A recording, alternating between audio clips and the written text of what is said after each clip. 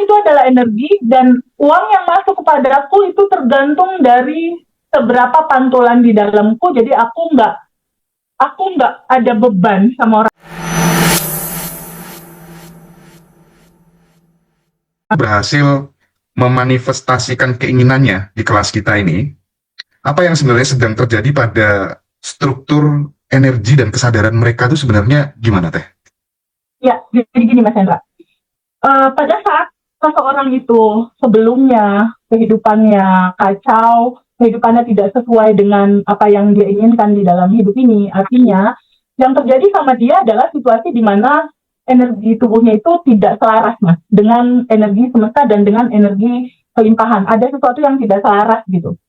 Pada saat mulai masuk materi Abundant Revolution, di bab 1 diceritakan tentang siapa diri dia, di bab 2 cara kerja sistem semesta seperti apa, di bab ketiganya udah mulai praktek sadar nafas syukur, udah mulai praktek menerima melepas untuk menyelaraskan resonansi semesta dan dirinya gitu. Lalu udah mulai standing off, udah mulai melepaskan kemarahan, kebencian, memaafkan orang lain, memberikan cinta, dan mulai daily rutinnya dijalanin. Dia begitu banyak memberi banyak cinta. Ketika data di tubuhnya berubah, dari yang mengeluh, bingung, takut, cemas, berubah selama 30 hari, berganti dari keluhan menjadi terima kasih, dari kesel, sebel menjadi sending love, dari resah, takut, bingung menjadi jauh lebih tenang. Keselarasan mulai terjadi, koneksi mulai terhubung, frekuensi mulai sama apa yang diinginkan. Cerita tentang manifestasi itu adalah cerita tentang selarasnya antara tubuh dengan goals yang diinginkan, dengan putaran frekuensi semesta dan Allah itu sendiri gitu, atau apapun nama itu disebut, dengan kecerdasan semesta yang luar biasa. Jadi apa yang terjadi pada saat seseorang manifest?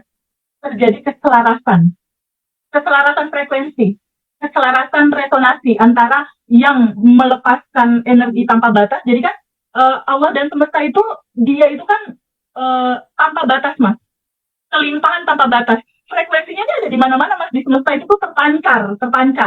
Nah, masalahnya frekuensi tubuh kita belum bergetar di sana. Nah, manifestasi terjadi ketika ketemu nih resonansi yang sama. Receiver kita ini sama nih frekuensinya, tune in, tetap sama. Terjadilah manifestasi. Realita jiwa mereka bergetar selaras dengan semesta, gitu ya teh? Betul sekali, selaras. Bercerita tentang keselarasan yang terjadi. Jadi kalau seandainya teman-teman semua, baik teman-teman di sini, teman-teman alumni, atau teman-teman di rumah, di rumah masing-masing merasa bahwa kayaknya ada yang nggak asik nih sama hidupku, kenapa aku begini, itu adalah sinyal semesta, tubuhmu belum selaras, ayo selaraskan gitu. Kan ada ungkapan katanya ambisi itu adalah turunan dari cita-cita. Artinya ambisi itu kan kita ada yang namanya keinginan gitu. Nah, kalau kemudian ini ditarik ke banyaknya teman-teman yang berhasil manifestasi di kelas Abundant Revolution ini teh, itu lebih berkaitan dengan vibrasi keinginan atau dengan keberanian mereka untuk bisa melepas keinginan itu sendiri deh, terjadinya manifestasi itu. Gimana tuh? Kalau dilihat dari rata-rata manifestasi yang terjadi sama alumni ya Mas Hendra, itu aku hampir ketemu polanya Mas. Polanya adalah ketika mereka pertama berdamai dengan realita dan menerima semua apa yang terjadi. Ada satu titik di mana dia mengenalkan, mengikhlaskan apa yang terjadi sama mereka, penerimaan. Setelah menerima itu semua, lalu mereka menjalankan daily rutin, hasilnya lepaskan dalam arti kata mereka bersedia untuk semesta mengaliri hendaknya berjalan di dalam kehidupannya. Disitulah letak kejadian sebuah realita yang berjalan effortless, di mana di sini ada kehendak, ada keinginan, kecerdasan yang lebih tinggi, yaitu Allah Subhanahu Wa Taala, atau apapun nama itu disebut ya, Tuhan, Allah atau semesta. Dan di sini ada yang berjalan di dalam kehidupan ini. Ketika dia mengosongkan, ketika dia melepaskan emosi keinginan ego, dia mengosongkan, lalu dia terbuka untuk totally surrender, total berserah. Disinilah aliran itu masuk. Disitulah terjadi manifestasi yang selaras. Gitu Mas Hendra. Okay. Jadi intinya di titik manifestasi beberapa teman-teman itu lucu Mas. Ketika dia udah, ya udahlah, istilahnya aku total berserah, aku serahkan, aku lepaskan, diatur oleh semesta, aku pasrah, berserah, dan aku terbuka sama semua hasilnya gitu. Bagaimana semesta mengatur. Tapi dalam posisi itu bukan dalam posisi tidur, makan tidur, enggak gitu ya Mas. Tetap dalam sebuah gerak gitu, dalam sebuah do, dalam sebuah action. Tetapi action yang penuh dengan kesadaran gitu, bahwa hasilnya ada kecerdasan yang lebih tinggi ini, yang lebih sempurna gitu mengatur semuanya. Jadi dia lepaskan hasilnya. Sehingga ketika dilepaskan, apapun yang dilepas, kita nggak ada ekspektasi, nggak ada nungguin gitu. Kenapa? Karena di Bandar Revolution Bab 1 sudah diceritakan bahwa segalanya sudah ada tersedia di sini saat ini sekarang. Jadi pada saat quantum jam dalam posisi yang memang udah tersedia gitu.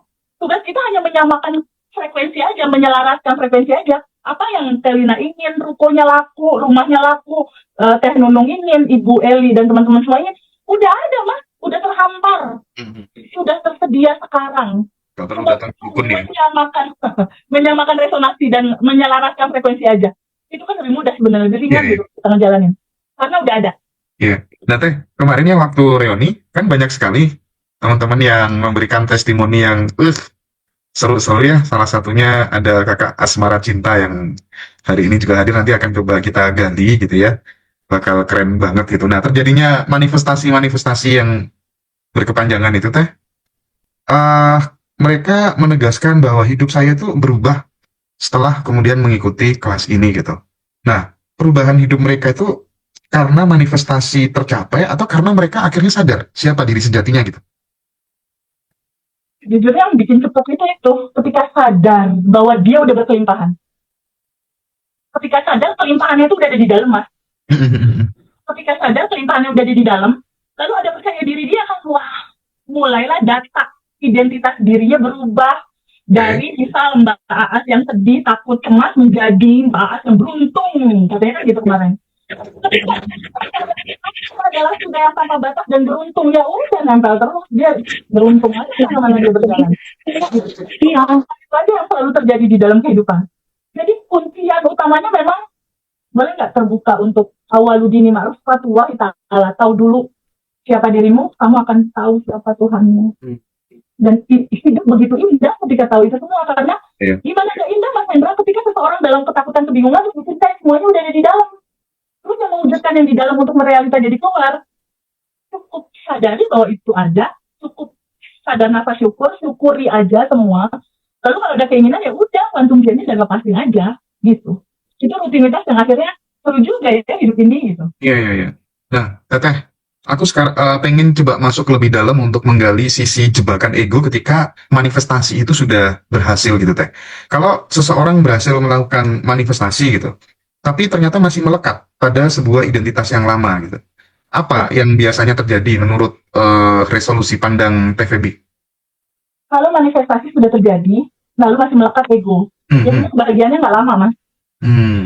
Entah itu uangnya cepat habis, entah itu dia balik lagi ke kekurangan, entah itu there's something problem with apa yang dimanifestasikan sama dia gitu. Karena biasanya kalau masih melekat sama ego, akulah yang mengisi hidup aku, yang ngatur aku semua serba aku. Justru akar aku inilah, akar ego inilah sama dengan penderitaan mas, kalau nggak dilepas. Ego ini kan diri palsu. Ego ini adalah diri palsu. Justru akar ego inilah yang punya banyak limitasi mas Hendra.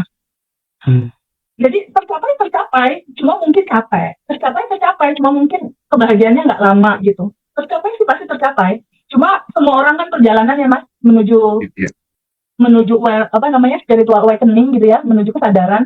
Jadi nikmatin aja prosesnya, enjoy the process. Nah, kita tahu Teh, sebenarnya kan manifestasi itu sponsornya dari trauma, kadang pun juga kejadian Teh. Manifestasi dari luka batin, dendam, itu pun juga kadang kejadian gitu. Nah, untuk kan kita pengennya kan manifestasi itu sponsornya bukan dari trauma, bukan dari ego-ego tadi ya, tapi muncul dari ruang kesadaran yang murni gitu. Nah, gimana sih Teh ketika kemudian manifestasi, tapi based on trauma itu tuh efek kedepannya seperti apa gitu? Beda mas, beda banget. Ada peserta alumni yang mengalami manifestasi dari dendam, ada. Jadi suaminya punya usaha, suatu saat suaminya sibuk banyak kegiatan, istrinya kayak merasa dikecilkan. Suatu saat istrinya juga menjalankan usaha, lalu dia berkata, gue dendam sama kesuksesan suami, nih lihat ya aku akan buktikan gitu lah istilahnya. Biasanya kejadiannya itu akan lelah, capek. Dan tercapai si istri ini mengalami kesuksesan itu, tapi banyak dramanya mas biasanya. Drama pegawai lah, drama ini itu, pokoknya enggak. Jadi gini, inti dari semua perjalanan apapun yang ingin dicapai kan kebahagiaan dan ketenangan dan kedamaian yang Ya, ya. panjang ya Mas. Intinya itu, dan itu hanya bisa dicapai ketika kita melepaskan limitasi kita berupa emosi, keinginan, dan ego itu. Nah, ketika itu selalu kita sadari, tapi kita jangan membenci itu ya, karena kan itu bagian dari kita. Tidak yang, oh pokoknya aku lepaskan, pergi jauh, nggak gitu. Nggak gitu. Istilahnya, kata melepaskan itu kan sebenarnya sambut, terima, kita ada emosi, sambut, terima, ada keinginan pengen ngatur dan lain-lain, sambut, terima. Sambut dan terima ada ego yang merasa jadi korban dan lain-lain, sambut dan terima.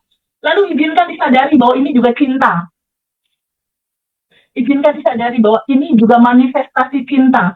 Kehidupan itu kan dualitas, ada kesedihan, kebahagiaan, semuanya manifestasi cinta.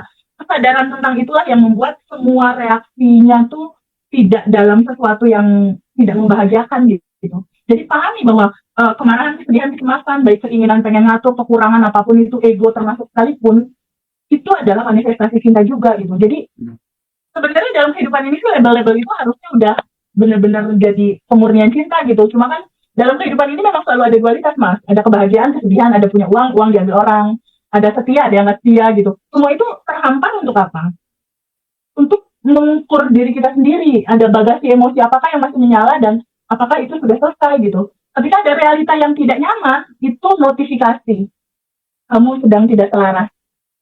Oke. Nah, andai kata nih Teh Feby itu dihutangi uang gitu sama sahabatnya gitu, nilainya mungkin besar lah ya. Nah, nagih-nagih terus kan bikin vibrasi turun Teh, bikin energi turun dan bahkan akan mengundang hal-hal yang tidak kita inginkan gitu. Ya. Nah, tip dan triknya gimana sih menghadapi piutang seperti itu? Di satu sisi kalau nggak ditagih ya dia akan seenaknya sendiri, justru malah melupakan kewajibannya. Di sisi yang lain, kita nagih ya kita yang jengkel sendiri. Nah, itu gimana Teh? Kisah nyata aku sih Mas kalau yang diceritain itu. Ada beberapa teman punya utang dari bisnis, gagal, akhirnya menghasilkan PR hutang. Tapi utang ya, teman harusnya bayar itu enggak. Ada beberapa, enggak satu bahkan, lebih dari 3 bahkan Mas Hendra. Ketika bertemu kesadaran ini, aku mulai sadar gitu, bahwa uang itu energi. Aku sadar banget bahwa uang itu energi. Dan aku sadar, kenapa itu belum masuk ke kantong aku. Aku sangat sadar, bahwa ada yang aku tahan, berupa kemarahan, berupa kekesalan, berupa kebencian gitu. Ada yang aku tahan gitu. Sehingga uang itu pun nggak masuk, karena ada yang tertahan. Ketika aku menyadari itu, oh teteh A punya piutang ratusan juta, teteh B puluhan juta, teteh C angkanya juga besar sekali gitu. Aku mulai melihat substansi inti, bahwa realita hidupku itu dihantarkan ada teman 1, 2, 3 ngesalin gitu ada piutang banyak. Ini kan pantulanku. Pantulan di cermin kan asalnya dari orang yang di depan cermin. Jadi yang aku lakukan apa? Yang aku lakukan adalah aku menyadari ada rasa itu. Aku duduk sama rasa itu. Nangis, kesel ya, ya udah. Rasakan aja gitu rasa itu ada. Aku rasakan penuh, aku rasakan total, aku terima rasa itu apa adanya. Dan yang paling penting satu, aku terbuka untuk sadar bahwa akulah 100% yang menarik realita itu terjadi di dalam kehidupan aku. Dari mana? Dari file-file memori masa kecil.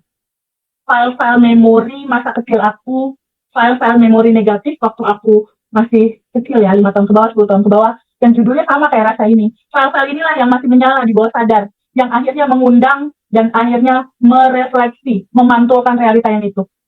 Di titik aku menyadari ke sana, iya, file-file memori itu aku belum ikhlasin, belum aku lepasin saat itu, belum aku alirkan dan aku lepaskan. Di titik itu aku ketemu, aku sadar, aku duduk sama rasa itu, aku terima, aku sambut terima, aku alirkan, aku lepasin. Karena itu akarnya, akar itu yang menyala jadi lupingan ini, lupingan itu, dibohongin orang ini, diambil uang, di semua proses gitu, beda-beda cerita. Di titik aku sadar, apa yang aku lakukan? Aku tetap berkomunikasi sama teman yang punya utang, halo apa kabar, gimana, mau rencana bayar kapan? Tapi di lubuk hati aku yang paling dalam udah aku lepasin. Aku udah lepasin. Jadi uang itu adalah energi dan uang yang masuk kepada aku itu tergantung dari seberapa pantulan di dalamku. Jadi aku nggak ada beban sama orang itu. Aku maafkan orang itu, bahkan aku sending love. Ya, itu real aku lakukan. Aku maafkan, aku sending love ke mereka. Sending love-nya apa? Aku bayangkan dia ada di depan aku, maafin, aku minta maaf, lalu aku sending love ke dia, bayangkan dia sehat, bayangkan dia bahagia, bayangkan dia ada rezeki, bayangkan dia kerjaannya lancar dan lain-lain. Sehingga kalau dia sehat, dia bisa bayar. Kalau dia rezekinya lancar, kan dia bisa bayar. Gitu. Jadi aku mau support doa yang terbaik buat dia. Tapi skenario yang terjadi sama aku itu adalah uang aku tuh diganti total dari utang teman-teman aku tuh diganti bukan dari orang-orang itu mas, dari bisnis aku yang lain. Masuk uang total akumulasi kalau mereka semua bayar. Itu enggak sebulan mas, cuma sekitar seminggu dari sejak aku melepaskan merelakan lalu aku sending loss lalu uang itu masuk semua terganti. Kayaknya 3 kali lipat deh dari angka itu. Oke, kemarin waktu di reuni itu kan ada salah satu peserta yang datang dari Merauke namanya Bu Puji ya. Betul, Nah, Bu betul, Puji itu betul. dulu kan benar-benar dia punya utang ya 600 juta berapa gitu. Ya, Terus akhirnya dia bisa bangkit dari keterpurukan finansial dan malamnya itu aku sempat ngobrol lebih dalam gitu. ya, Ternyata wajar ya beliau itu mengalami peningkatan secara signifikan tuh karena setiap minjamin uang sama orang gitu yang mau dihutang gitu teh, dia ya. sudah nganggep itu nggak bakal balik gitu, udah diikhlaskan gitu. Bahkan ada salah satu sahabat suaminya gitu yang kena masalah, dia masih sisa mobil satu-satunya itu dia gadekan untuk menolong temannya itu gitu. Jadi cara pandang, respon terhadap uang, terhadap keberlimpahan itu benar-benar termanifestasi di luar gitu loh. Harus punya nyali gitu loh. Kalau kita ingin berubah tuh harus punya nyali gitu. Jadi relate banget dengan yang selama ini diajarkan oleh TVB gitu. Nah, nah, terus teh kan di satu sisi TVB kita kan tahu ya bahwa dalam dalam Badan Revolution tuh teman-teman selalu diajarin untuk quantum jump, untuk manifestasi-manifestasi ini itu dan seterusnya gitu ya. Ya. Kalau kemudian dikomparasikan ya, kalau kemudian dibandingkan gitu, eh eh, jalan hidup itu sesuai dengan yang kita mau. Pokoknya kita pengen begini, alam ngerespon begini gitu. Kita pengen begitu, alam ngerespon begitu gitu. Atau opsi yang kedua, udah percaya penuh aja pada pada semesta ini, apapun yang terjadi nggak perlu dilawan.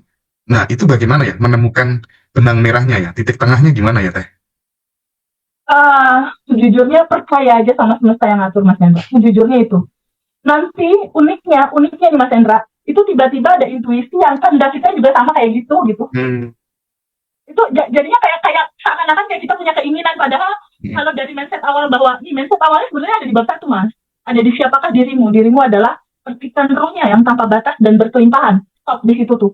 Ketika kita udah memahami itu bahwa kita udah yang tanpa batas dan berkelimpahan, artinya kan semuanya sudah ada dan tersedia.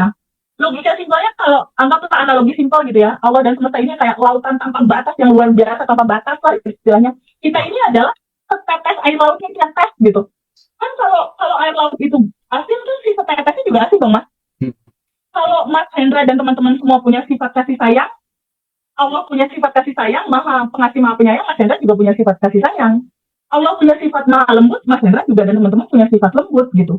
Ketika Allah punya sifat berkelimpahan, bukankah sifat tetesnya ini juga default DNA dari awalnya itu udah berkelimpahan juga ya? Nah, sadar yakin itu, ini bawaannya udah berkelimpahan. Kenapa belum berkelimpahan? Ya itu ada belief bagasi emosi, aku mau nggak layak, aku mau nggak bisa. Ya itu yang melimitasi, ini yang kita izinkan lepas gitu istilahnya, izinkan dialirkan dan dilepaskan gitu. Nah, ketika kita sudah menyadari bahwa ini kan sebelum kita lahir tuh udah DNA kelimpahan gitu, udah berkelimpahan. Jadi ya udah percaya aja sama skenario yang memang semuanya udah terhampar tersedia. Tugas kita samain aja deh resonansi kelimpahannya, resonansi selarasin sama kelimpahan. Jadinya apa? Bersyukur, berterima kasih, bahagia, tenang gitu loh. Nggak bisa buru-buru, nggak bisa cepet-cepet, pokoknya harus sekarang. Makanya sih pengen pokoknya harus sekarang emang udah ada. Tinggal coba aja resonansinya disamain. Yang bikin harus dipercepat adalah bagaimana kita menyamakan resonansi dan keselarasan ini dengan keselarasan semesta gitu. Keselarasan semesta itu jelas. Lagi-lagi ya Teh ya, jangan menyepelekan tabungan energi, Betul. karena saya kok nggak tahu ya, saya tuh banyak melihat orang yang banyak menafkahkan hidupnya untuk orang lain itu rata-rata kalau batin apa-apa, kalau pengen apa-apa tuh mudah kejadian gitu loh. Jadi Ya, jawaban yang realistis mungkin aku sudah coba ini, coba itu, tapi kenapa belum terjadi? Ya mungkin karena energinya, powernya kurang gitu ya Teh ya. ya, Itu betul. kayaknya nggak bisa dipungkiri deh ya. Betul, Nah, betul, betul sekali Mas Hendra. Betul. Karena gini, ketika gini, logikanya gini. Ketika seseorang itu penuh cinta untuk berbagi gitu ya, ada cinta di situ untuk berbagi. Apa yang terjadi di dalam kehidupan kita kan sesuai dengan apa yang kamu lepaskan secara energi rasa. Ketika rasa hati berbagi itu kan rasa bahagia tuh yang keluar. Otomatis yang dia lepaskan, yang dia terima. Jadi Jason Michael tuh dulu tuh dosen aku di Diamond Cutter Wisdom itu bilang, jadi kalau kamu mau uang kamu nggak habis delivery terus sayang ke banyak orang. Karena itu esensinya gitu. Kamu mengeluarkan itu yang masuk nggak akan berhenti. Kamu mengeluarkan setiap hari itu yang masuk akan tidak Iya, terbendung gitu. Tapi bukan karena itu juga, itu udah hukum perputaran, Mas. Hukum perputaran sunatullahnya udah begitu. Putarannya kamu semesta ya. keluar, kamu ya, matematika semesta udah hukum perputarannya begitu. Jadi kalau teman-teman dalam keadaan dalam keadaan nggak punya, dalam keadaan di situasi yang nggak punya uang, bukannya aduh gimana lo harus berbagi, aku aja nggak punya uang, kan untuk berbagi nggak harus uang, bisa Iya, memudahkan iya. urusan orang, meringankan beban orang, membahagiakan orang, bahkan udah yang paling gampang doain orang aja deh gitu. Itu banyak dilakukan di teman-teman alumni.